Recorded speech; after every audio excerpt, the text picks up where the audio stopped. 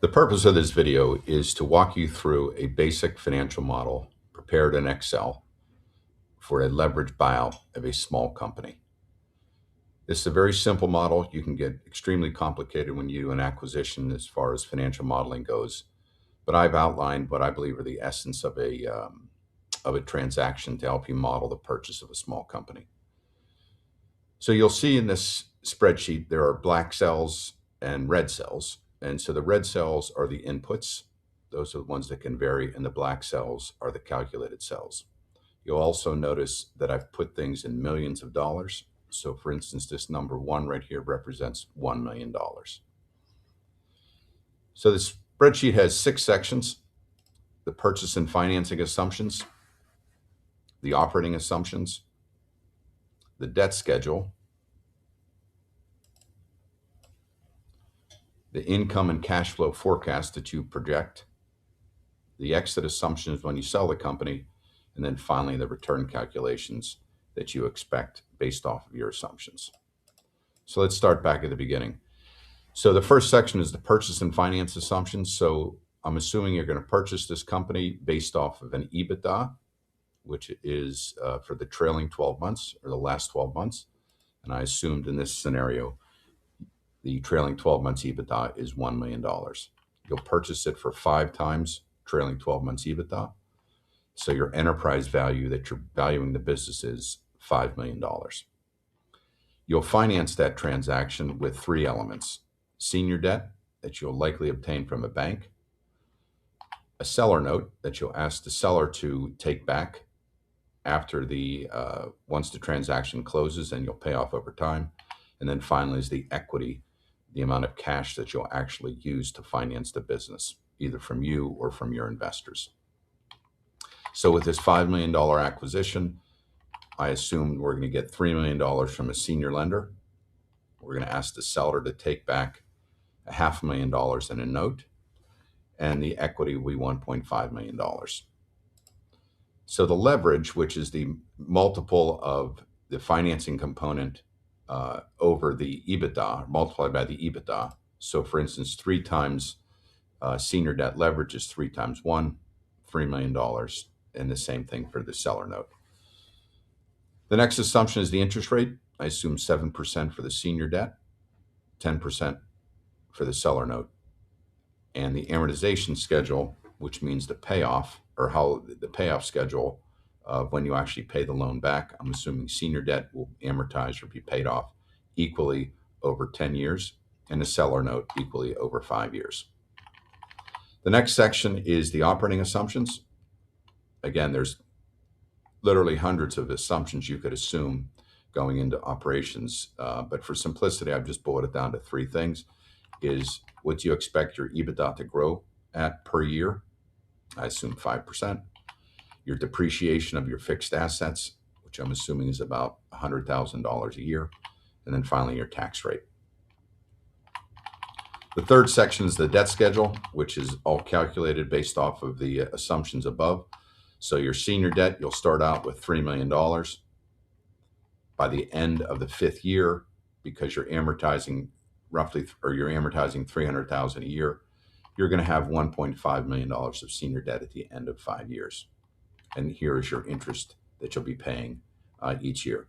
Similarly, with your seller note, $500,000 at the end of the 5th year, you'll have had that fully paid off.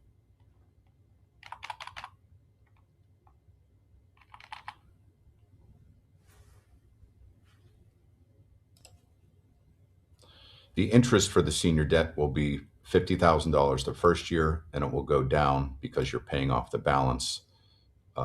You're paying it off equally over 5 years, so it's going to go down to $40,000, $30,000, and so on. So here's a calculation of your debt. At closing, you have 3.5, and at the end of the 5-year period, you'll have 1.5.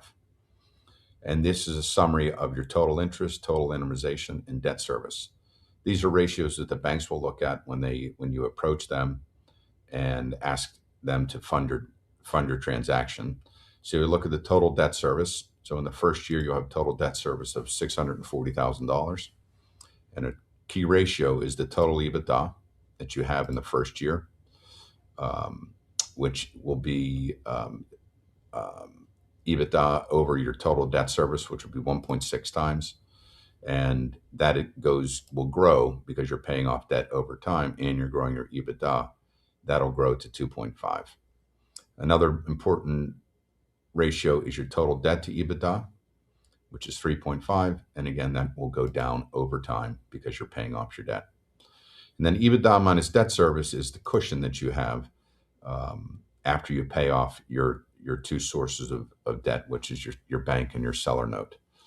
So you'll have a cushion of about $410,000 at the end of year one, and that'll grow to $760,000 by the end of year five. So that's the debt schedule.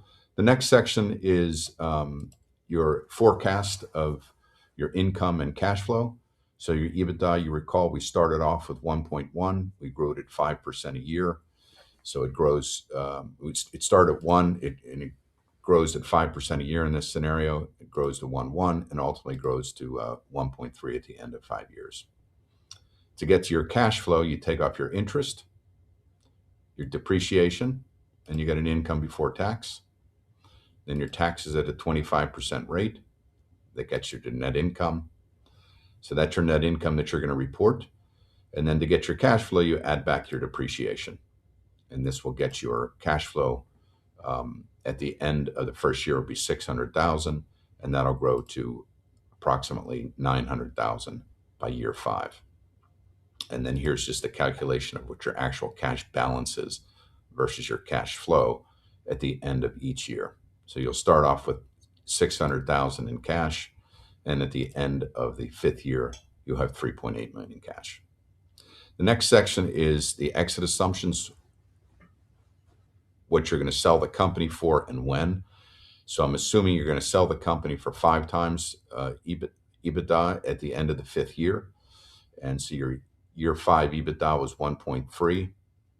So you'd be multiplying 5 times 1.3, and that would get your total enterprise value of $6.4 million.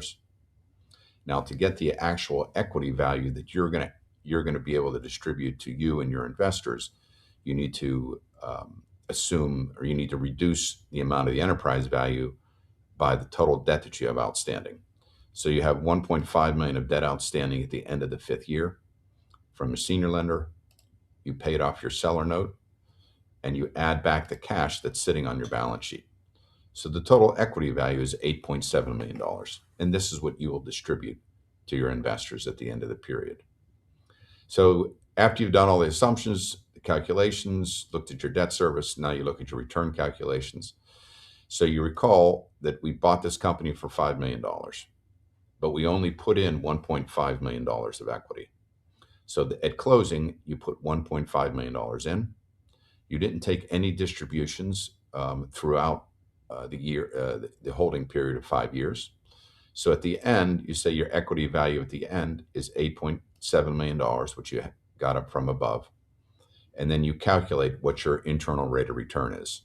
And that turns out to be 42% internal rate of return, or a cash on cash return, which is 8.7 divided by 1.5, gets you to 5 times your cash on cash return, which in this scenario is a great return. You should assume something really on the order of about a 30% IRR is what you should probably be targeting. So that's the basic LBO model.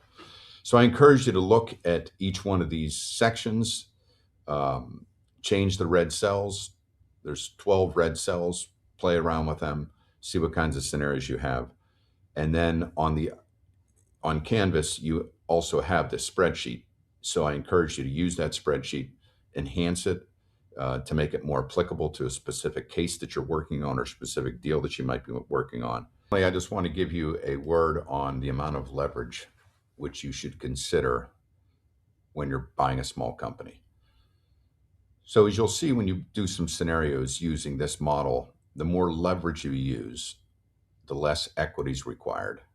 Therefore, your return on equity, the higher your debt level is, the higher your return is going to be. So you increase the debt, reduce the equity, increases your return. But obviously, this comes with a lot of risks. First of all, can you get the amount of debt that you want to, that you need in order to do a highly leveraged transaction? You may not get that amount of debt from your lenders. But more importantly, is it wise for you to use an extreme level of debt? It has two issues. One, it reduces your flexibility to run your company, make the necessary investments to grow it in a prudent way. So it reduces your flexibility, but also can put you in financial peril if you have too much debt. So there's always a constant tension between the amount of debt that you use and the amount of return that's acceptable. So I want you to consider that as you go through, use your financial modeling to look at a bunch of these cases that we're going to look at together.